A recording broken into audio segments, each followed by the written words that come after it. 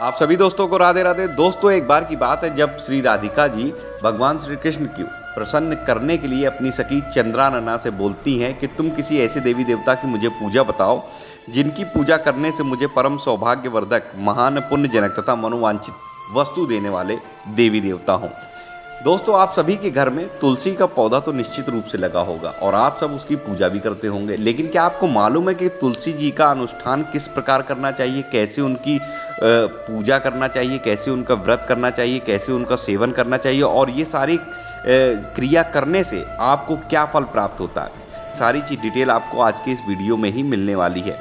एक बार की बात है जब श्री राधा की बात सुनकर समस्त सखियों में श्रेष्ठ चंद्रानना ने अपने हृदय में एक क्षण तक कुछ विचार किया और फिर उत्तर दिया। श्री राधिके से कहती, राधे, परम सौभाग्यदायक, महान पुण्यजनक तथा श्री कृष्ण की भक्त की प्राप्ति के लिए वरदायक व्रत है तुलसी की सेवा। मेरी राय में तुलसी सेवन का ही नियम तुम्हें लेना चाहिए, क्योंकि तुलसी का दर्शन, स्पर्श अथवा ध्यान, नाम कीर्तन, नमन, आरोपण, सेचन तथा नित्य पूजन किया जाए तो वह महान पुण्यप्रद होता है। जो प्रतिदिन तुलसी की उपयुक्त 9 प्रकार से भक्ति करते हैं वे कोटि सहस्त्र युगों तक अपने उस सुकृत का उत्तम फल भोगते। मनुष्य के द्वारा लगाई हुई तुलसी जब तक शाखा प्रशाखा, बीज, पुष्प और सुंदर दलों के साथ पृथ्वी पर बढ़ती रहती है, तब तक उनके वंश में जो जो जन्म लेते हैं और जो मृत्यु को प्राप्त हो चुके हैं वे सब उन आरोपण करने वाले मनुष्यों के साथ 2000 कल्पों तक श्री हरि के धाम में निवास करते हैं। राधिके, संपूर्ण पत्रों और पुष्पों को भगवान के चरणों में चढ़ाने से जो फल मिलता है वह सदा एकमात्र तुलसी दल के अर्पण से प्राप्त हो जाता है। जो मनुष्य तुलसी दल से श्री हरि की पूजा करता है वह जन्म में पद्म पत्र की भांति पाप से कभी लिप्त नहीं होता। 100 भार स्वर्ण तथा 400 भार रजत के दान का जो फल होता है वही तुलसी वन के पालन से मनुष्य को प्राप्त होता है। राधे, जिस घर में तुलसी का वन या बगीचा होता उसका वह घर तीर्थ रूप होता, वहाँ यमराज के दूत कभी नहीं जाते। जो श्रेष्ठ मानव सर्व पापहारी, पुण्यजनक तथा मनोवांछित वस्तु देने वाले तुलसी वन का रोपण करते वे कभी सूर्य पुत्र यम को नहीं देखते।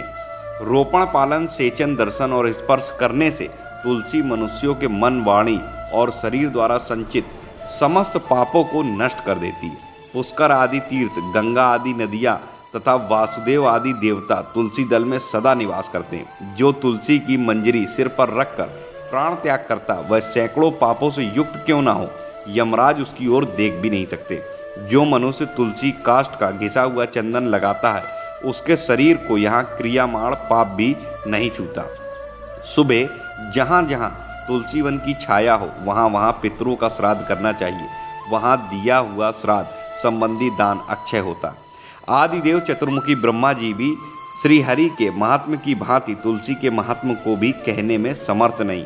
जो स्त्री अथवा पुरुष भगवान श्री कृष्ण के चरणों में चंदन युक्त तुलसी पत्र अर्पित करता है वह पूर्व उक्त फल प्राप्त करता है। अतः गोपनंदिनी, तुम भी प्रतिदिन तुलसी का सेवन करो जिससे श्री कृष्ण सदा ही तुम्हारे वश में रहे।